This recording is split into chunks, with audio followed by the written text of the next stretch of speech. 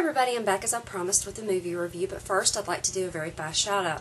I was contacted by a independent filmmaker yesterday about a project he is working on. His name is Erick, and I'm sorry if I butcher your last name, Erick, Aslov. The name of the project is Playtime The Movie. I went and I checked it out, and it looks actually pretty brilliant. I love the conceptual art for the project. It is just getting its feet off the ground, but it needs sponsors. So if you have some time, I'm going to leave a link to Playtime the Movie in my description bar, as well as a link to Erick's channel. I love to support independent filmmakers. I think that they're the concrete of film. Nowadays, Hollywood is all about the remake. So if you want originality, you have to usually look outside the box, and independent film gives you that. So if you have a chance, please go by and check it out. It looks very interesting, and I definitely would like to be one of those sponsors. So if I can find it in our budget, then I'm definitely going to try. Which reminds me of another thing. I know I promised a contest. I will be doing one soon. I just have to work it into our budget. So, okay, shout out, a little note about the contest, and now I'm going to go into my review for the movie I promised, which is Seed. Alrighty. I'm trying to think if I should warn you, as I always do, that it will contain spoilers in this review. Really, I think if you read the back, you're going to get the same gist of what I'm going to tell you. So I don't think I'm going to spoil all that much. However, if you want to err on the side of caution, then I would suggest that you watch the movie for yourself. See if you like it, and you can come back later and see if you agree on my opinion of this film. Now, Seed is about a serial killer named Seed, and I will say the one actor that you're going to recognize in here is Michael Pear. I haven't seen him since Eddie and the Cruisers was Streets of Fire. I mean, it's been years. He loved him in Eddie and the He'll always be Eddie to me. But he is in this film, and he's the primary character. The person who plays Seed has a mask over their face, so you never really get their facial expression. But the murderer, Seed, is a serial killer. He kills people, torments people. He is an absolute sadist. The opening sequence, which I mentioned, I'll go ahead and get this out of the way. If you're an animal lover, I have seen this. I'd seen the footage before. So when this movie came on, it didn't shock me. I can't recall if I saw it from PETA or if I saw it from a fur campaign, anti-fur campaign.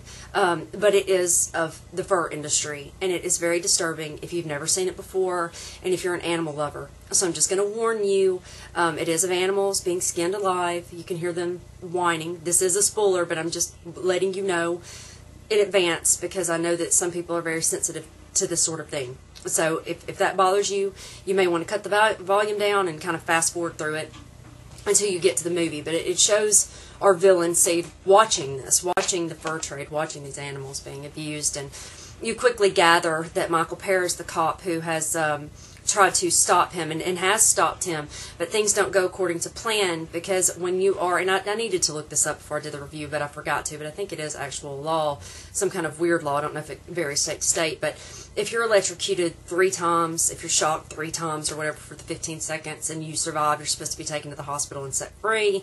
When Seed survives 2 of those, they say that he is dead and they essentially bury him alive. He comes back from the grave and he gets back to doing what he does best, which is killing people. Of course, now he wants revenge for the people who abused him in prison and buried him alive, and thus is the premise of Seed. Let's see. Gore. It's been a while since I've done a review for my own channel, so you're going to have to bear with me here.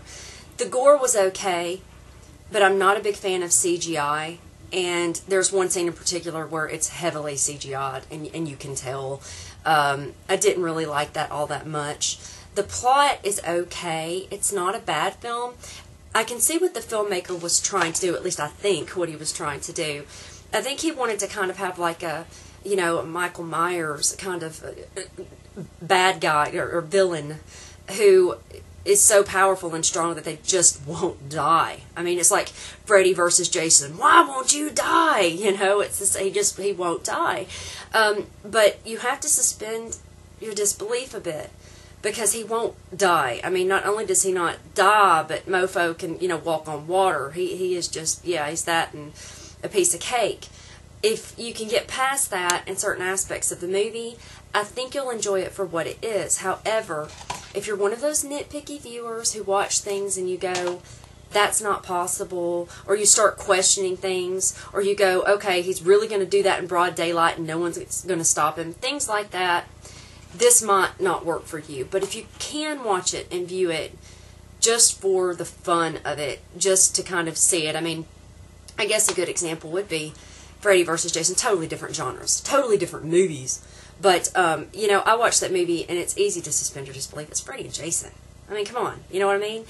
So I think that's what the director was trying to do. But overall, I had heard that some people found this shocking. I really didn't. But I watched a lot of extreme cinema, and I would not consider this really all that extreme. Did I enjoy it? It's right on the midline. It wasn't horrible, but, you know, it passed the time. So I'm going to go into my ratings. I haven't done my ratings in so long. Oh, God, I hope I can remember the order. The sexuality would be a 0. I didn't see any sexuality in this film. The violence, even with this, I'm going to err on the side of caution because of the, even with the CGI, and I'm going to give it a 3. Yeah, 3, 3.5, 4. Oh, hi, hon. Come on in and say hi. That movie sucked, by the way. That's all you're going to get from him. Such a bastard. He won't come on camera. Anyway, the violence, I forget it's not out of 4, it's out of 5. So, the violence, sorry, got off track there. I'll get about 3.5. Yeah, that should work. The gore. I'm going to have to go right on the midline with that and give it a 3 because it's the CGI again. I mean, it's so obvious, you know. And my overall enjoyment, again, midline. I'm just going to give it a 3. It's not a bad flick. It did pass the time. My husband, as you heard, didn't like it, but he's very difficult to please when it comes to film, so that's probably why he doesn't do reviews, because he doesn't like all that much. Yeah, so what can I say? Alright, so there's my review. I hope you enjoyed it of Seed. I'm going to hopefully watch something else and have another review for you soon. I'm sorry this one's kind of weird, but it's been a while since I've done one for my own channel. I'm going to try to get back into that groove. And someone had asked me if I would consider reviewing movies outside of horror. Most of the people who come to my channel watch horror, but I will try to start reviewing a little here and there that doesn't actually pertain to horror. That way there's some variety and diversity and all that kind of stuff. So, yeah, does diversity work for that? Yeah. Never mind, I'm using to myself aloud.